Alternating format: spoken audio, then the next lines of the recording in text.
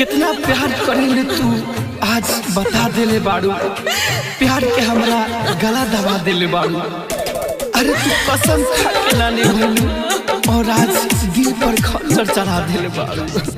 कौनो कसर ना छोड़लू ए गोरी दिलवा दुखावे में। कौनो कसर ना छोड़लू ए गोरी दिलवा दुखावे में। छोड़ा करा खलबा करे जा, छोड़ा करा खलबा करे जा। सुने और सुनावे में कौनो कसर ना छोड़लू ए गोरी दिलवा दुखावे में। छोड़ा करा खलबा करे जा, छोड़ा करा खलबा करे जा। सुने और सुनावे में कौनो कसर ना छोड़लू ए गोरी दिलवा दुखावे में।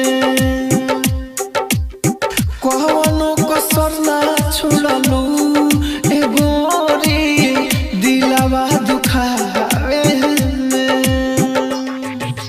डीजे गुड मधुबनी, डीजे दिलवा दुखावे में।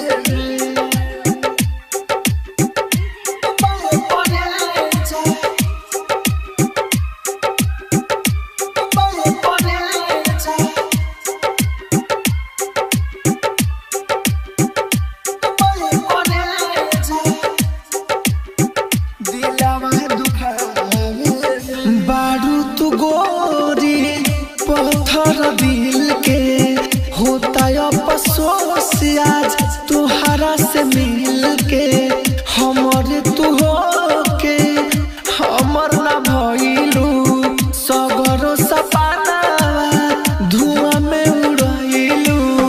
कोइलू ना कमी सुनाई करे जा, कोइलू ना कमी सुनाई करे जा। हमारा के तू रोवावे में कौनो कसर ना छोड़लू ए गोरी दिलवा दुखावे में। कौनो कसर ना छोड़लू ए गोरी दिलवा दुखावे में।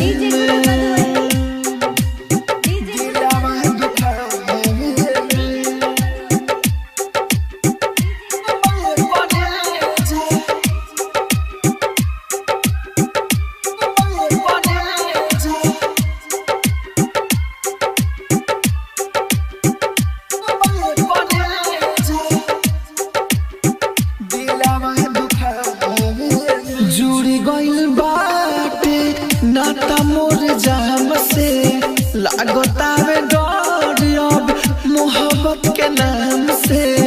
राइटर बारूद के बड़ी तरह पहिलू वादा को के साथे जान साथ ना निभइलू। आवेला मजा काहे करे जा, आवेला मजा काहे करे जा। राहुल राजधानी के सतावे में कौनो कसर ना छोड़लू ए गोरी दिलवा दुखावे में। कौनो कसर ना छोड़लू ए गोरी दिलवा दुखावे में। राजधानी डिजिटल रिकॉर्डिंग स्टूडियो बेलवतिया।